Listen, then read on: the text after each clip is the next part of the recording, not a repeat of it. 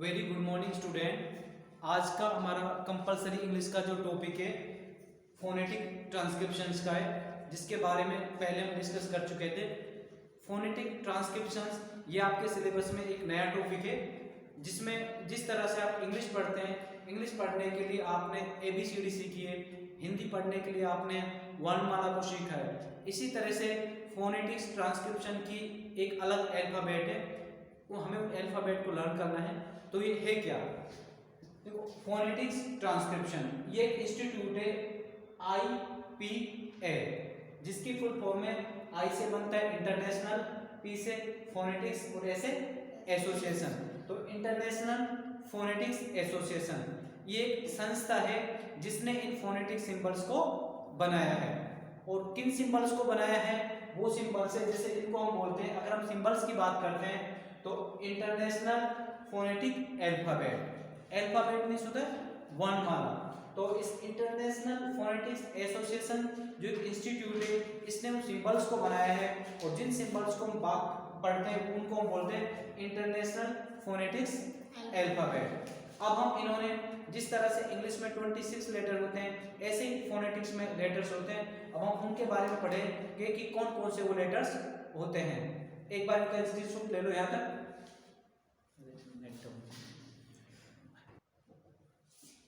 Yes, okay student, जिस तरह से मैंने बताया कि इंग्लिश में 26 लेटर होते हैं और फोनेटिक्स में 44 लेटर होते हैं। तो जैसे इंग्लिश में टोटल 26 लेटर होते हैं, जिसमें से दो पार्ट्स में बटे होते हैं, वोवेल्स और कॉन्सोनेंट। वोवेल्स कितने होते हैं? 5 होते हैं, A E I O U। अब एक चीज इनको याद कर लो, ठीक है। अब इनको एक वैसे निकाल देंगे, बाकी जो बचे 21 वो क्या हो जाएंगे? आपके कॉन्सोनेंट। इसी तरह से हम बात करते हैं फोनेटिक्स की। फोनेटिक्स में टोटल होते हैं 44 लेटर, जिसमें से ये भी वोवेल्स और कॉन्सोनेंट्स में डिवाइड होते हैं।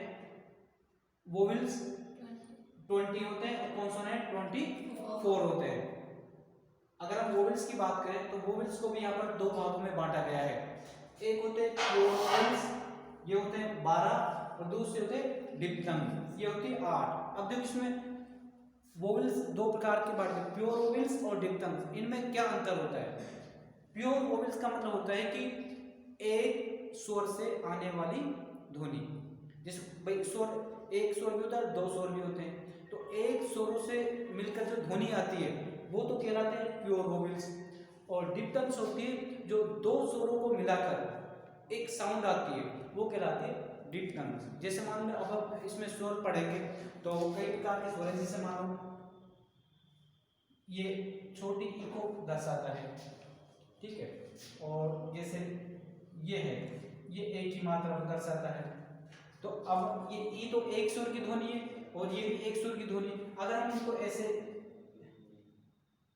एक साथ कर देते हैं तो ये आपकी ई और ए की ध्वनि को दर्शा रहा है, ई ए, तो ये कहलाएगी आपकी डिप्थंग्स, ठीक है। तो समझ गए ना? प्योर वोवेल्स का मतलब क्या होता है? एक स्वर से आने वाली ध्वनि। और डिप्थंग्स क्या होती है? दो स्वरों को मिलाकर जो ध्वनि उत्पन्न होती है, इसका नाम हमने रख दिया डिप्थंग्स, ठीक है ना। तो अब हम इसके वोवेल्स और जो कॉन्सोनेंट्स हैं इनके बारे में पढ़ेंगे कि जो कॉन्सोनेंट कौन कौन से होते हैं और डिप्थंग्स कौन कौन सी होती है और प्योर वोवेल्स कौन कौन से होते हैं। जब आपको जिस तरह से आपके ABCD लर्न हो गई है, तो उसके बाद आप इंग्लिश का कोई भी वर्ड लिख सकते हैं। उसी तरह से फोनेटिक्स के जब ये अल्फाबेट हम याद कर लेंगे तो किसी भी तरह की मीनिंग हम कर लेंगे। जैसे मैंने आपको पहले भी समझाया था कि इसमें से क्वेश्चन कैसे आता है। जैसे इंग्लिश का कोई भी वर्ड है, जैसे मैंने बताया कि बहुत सिंपल वर्ड है, कई बार परीक्षा में पूछा जा चुका है, इसको फोनेटिक्स में चेंज करो।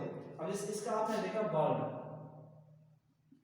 अब जब हमें फोनेटिक्स की अल्फाबेट आएंगे तभी हम इसको चेंज कर पाएंगे, अन्यथा नहीं कर पाएंगे। अब हम इसके सिंबल्स के बारे में देखते हैं। देखो,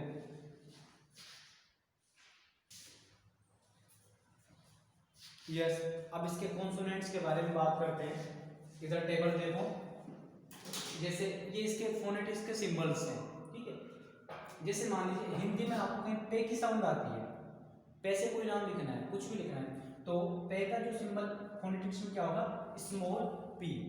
तो इंग्लिश में भी ऐसे ही है, तो आपको याद करने की सुविधा रहेगी। जैसे ये शब्द है PAC के पैक, तो इसके नीचे मैंने आपको अंडरलाइन किया है, इसका मतलब इसका सिंबल है। तो अगर आपको जिस पैक लिखना है तो पैक के स्थान पे केवल ये वाला जो सिंबल ये आएगा। इसी तरह से है, जैसे अगर आपको बे की ध्वनि कहीं आप, जिसे बर्ड मैंने अभी बताया था, तो उसमें बे की ध्वनि आ रही है तो उसका सिंबल क्या बनेगा, ये वाला भी, इसलिए मैंने उनको अंडरलाइन कर दिया। ऐसे ही अगर कहीं पर टी का सिंबल आता है तो आप उसको इस तरह से टी बनाओगे। दे की ध्वनि कहीं भी सुनाई देती है तो ये वाला सिंबल डी लगाओगे। के की ध्वनि आती है तो ये वाला लगाओ। अब जिस यहाँ पे देखो के, वैसे देखिए यहाँ पे सी आ रहा है, अगर इंग्लिश अल्फाबेट को देखते हैं तो यहाँ पे सी आ रहा है, लेकिन इसको हम क्या बोलते हैं, के। अगर इसको सी को से पढ़े तो से पढ़ना चाहिए, गलत, हम इसको क्या पढ़ते हैं, के, क्योंकि ये हमें कहाँ से पता चला, फोनेटिक्स से, क्योंकि इसका सिंबल यहाँ पे क्या होता है, केप होता है। अगर आप इसको फोनेटिक्स में चेंज करोगे तो ये इसका ये जो सी है ना, सी, इसके स्थान पर क्या आ जाएगा, के, ये आ जाएगा। और आगे देखते हैं, ऐसी चीज से मान लो गे की ध्वनि कहीं पे सुनाई दे रही है तो गे को अपन जी से रिप्रेजेंट करते हैं। ये देखो थोड़ा अलग है, चे।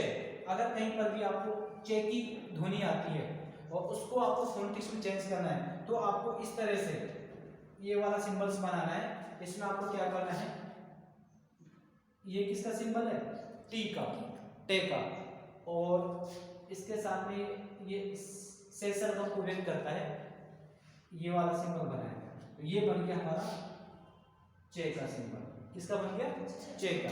तो अगर आपको चे की ध्वनि कहीं पर आती है तो आप उसको इस तरह से चेंज करके आप फोनेटिक्स में लिखेंगे। इससे अगला है हमारा जैसे जे की ध्वनि, तो जे के 2 और 3 प्रकार और आएंगे, अभी इनको समझ लो। तो जे का जैसे मैंने आपको लिखा है डी है और स्मॉल जेड है। तो देखो आपको क्या करना है, पहले स्मॉल डी को बनाना है और फिर स्मॉल आपका जेड, इनको बोलते हैं स्लैश। जब फोनेटिक्स में आप चेंज करोगे तो वर्ड के दोनों के बीच आप ये दोनों स्लैश जरूर लगाओगे इस तरह से। तो ये किसका सिंबल बन गया, जे का। तो अगर आपको जिसे जे लिखना है तो आप इस तरह से सिंबल्स में चेंज करके लिखोगे। नेक्स्ट है हमारा जैसे फे। फे की ध्वनि अगर कहीं पर आती है तो आपको इंग्लिश में जो स्मॉल एफ है उससे व्यक्त करेंगे। वे की ध्वनि आती है तो इंग्लिश का अल्फाबेट वी, ध्यान रखना इसमें सभी स्मॉल लेटर्स आते हैं, कोई भी कैपिटल लेटर नहीं आता है, तो उसको आप वी से व्यक्त करोगे।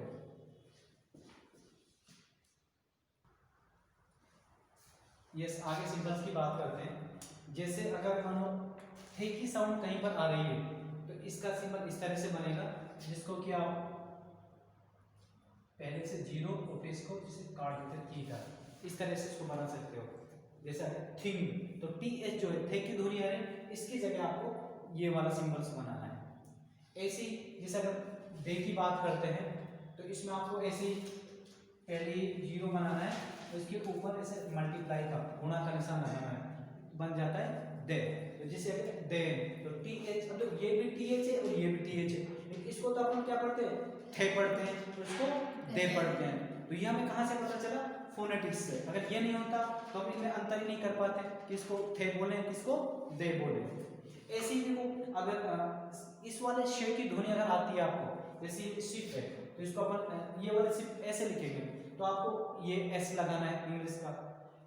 जैसा मैंने आपको देखा जो जे है, जे में 3 होते हैं, पहले वाला जे आया था डी जे, उस पे दूसरा सिंबल था, इस वजह से जेड आई पी, अगर इससे ऐसे आ जाता है जे तो आपको ये जेड वाला सिंबल बनाना है। जैसे जिप, जू, जेड डबल ओ जू, तो आपको ये लगाना है। ऐसे ही अगर जैसे अगर सेशन कम वाला जैसे शिप है भाई, इसको अगर आप चाहें तो भाई इसको ऐसे भी पढ़ते हैं और या फिर ऐसे भी पढ़ते हैं, तो वो हमें फोनेटिक्स से तो पता चल रहा है किससे पढ़ेंगे। तो इसको सेशन कम वाले को हम पढ़ेंगे तो इसका ये वाला सिंबल्स आएगा। ऐसे जे का जैसे ये मीजर, तो यहाँ पे अब वैसे एस यू है, यहाँ पे जे की ध्वनि आ रही है, मीजर पढ़ेंगे, तो यहाँ पे आती है तो इसको स्मॉल जेड बनाएंगे इसको। जैसे है की ध्वनि आती है तो वही सिंपल है, एच की ध्वनि हेड। मैं की ध्वनि आती है जैसे शम, यहाँ मैं को अंडरलाइन क्या हुआ, मैं की ध्वनि आ रही है तो मैं का एम ही आएगा। एस यू एन सन, ने, सन, ने की ध्वनि आ रही है ने में, तो ने की ध्वनि एन से व्यक्त करेंगे। और अगला मैंने लिखा है तो ये इस तरह से है, आपको क्या करना, एन ही बनाना है, ऊपर से थोड़ा सा बड़ा और नीचे थोड़ा सा इसको निकालना है। तो ये ने और गे दोनों की ध्वनि को व्यक्त करता है। जैसे लिखा मैंने सोम, तो सोम में एन और जी, ने की और जी दोनों की ध्वनि आ रही है, इसलिए यहाँ पे इसको हम इस तरह से लिखेंगे सोम।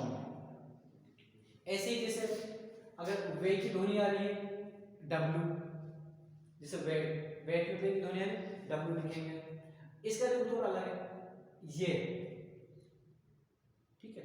तो जैसे ये का सिंबल वाई थोड़ा अलग है, ठीक है। तो जैसे ये यट दे रखा है, ये आ रहा है, तो ये की जगह अपन क्या बनाएंगे पे ये वाला सिंबल्स बनाएंगे। ऐसे जैसे ले की ध्वनि आई तो इंग्लिश का एल, जैसे अभी लाइट, मैं एक ही वर्ड का बता रहा हूँ, तो सारे वर्ड के सीख जाओगे तो पूरा वर्ड बनाना आप सीख जाओगे। ऐसे रे की ध्वनि कहीं पर आती है तो स्मॉल आर, राइट। तो इस तरह से हमारे ये कॉन्सोनेंट कंप्लीट हो चुके हैं। तो ये सभी कॉन्सोनेंट आपको याद करने हैं। जब ये सारे कॉन्सोनेंट याद हो जाएंगे, इसी तरह से हम वोवेल्स और डिक्टल्स को याद करेंगे। जब ये सारे आपको याद हो जाएंगे तो हम किसी भी वर्ड को हम चेंज आसानी से कर सकते हैं, ठीक है। तो आज का टॉपिक हमारा इतना ही है। अब इसके वोवेल्स के बारे में हम कल पढ़ेंगे। Thank you very much.